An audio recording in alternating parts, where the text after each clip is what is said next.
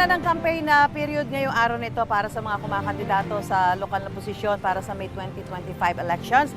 At kaugnay po ng pagsisimula ng campaign period para sa local position ay naglunsad muli ng Oplan Baklas ang COMELEC para tanggalin yung po mga election paraphernalia na hindi sumusunod sa mga guidelines na ipinalabas ng COMELEC. At kaugnay niyan, makakausap po natin si COMELEC Chairman George Garcia. Yan. Chairman, so ito, nung nagsimula yung campaign period for national position, nagkaroon kayo ng Oplan Baklas. Ngayon, another Oplan Baklas para naman sa mga tumatakbo sa local positions. Talagang marami hubang hindi sumusunod, Chairman. Magandang umaga muna, Ma'am Susan, sa unang Hirit family. Magandang umaga sa inyong lahat. Pero bago yan, bago ko sagutin, papasalamat muna ako sa MMDA sa pamumuno ng ating chairman, Chairman Artes, sa ating Ecoways Coalition. Kasama na rin po ang BJMP, mga partner natin dito sa ating ginagawang pagbabaklas. Alam niyo po, talaga namang meron na mga pasaway. Alam niyo, kung ako lang yung kandidato bago sana nagsimula yung araw na to, pinatanggal ko na yung mga nasa public places para hindi naman pahirapan pa kami. Kadudumi ng mga kamay namin na ganyan, ganda, tanggal ka na. Ang hirap magtanggal ng mga alambre. Sana pinatanggal na lang kaagad nila para hindi naman nahihirapan na yung COMELEC, yung MMDA, yung mga LGU natin, at kasama na rin yung mga iba't ibang sektor para lang linisin ang mga public places. Yung ganyan, yung nakikita naman nila na may mga violations sila.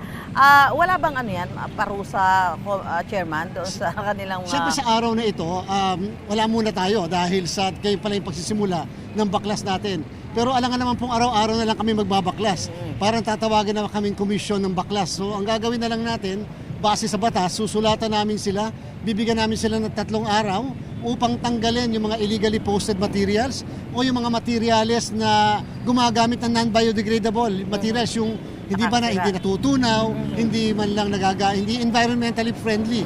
So pag sa 3 araw hindi nila tinanggal yan, kakasuhan na namin sila. Election offense at saka disqualification. Chairman, nung unang Oplan Baklas nyo yun for national position, doon ba sa mga kumakandidato sa national position, meron bang mga na nag-violate at naparusahan because hindi sila nag-comply doon sa mga pinalabas nyo? Technically, hindi nag-violate. Technically, may mga nakapaskil sa kung saan-saan. Kaya lang, dahil nga sa pinapaubayan ng batas sa 3 araw na palugit na kung saan pwedeng tanggalin, so halos walang violation. Kasi lahat naman nagtatanggal. Tinatanggal dito, lilipat na naman sa kabila, i-issuehan na namin ng notice, tatanggalin na naman. Yun yung gray area ng batas eh. Yun yung loophole ng batas. Wala naman kami magagawa. Yun ang batas. And therefore, ang tawag doon, due process. Pinagbibigyan sila muna para lang kahit paano matanggal nila. And then, kapag nagkabit na naman sila sa ibang lugar, panibagong sulat uli yun.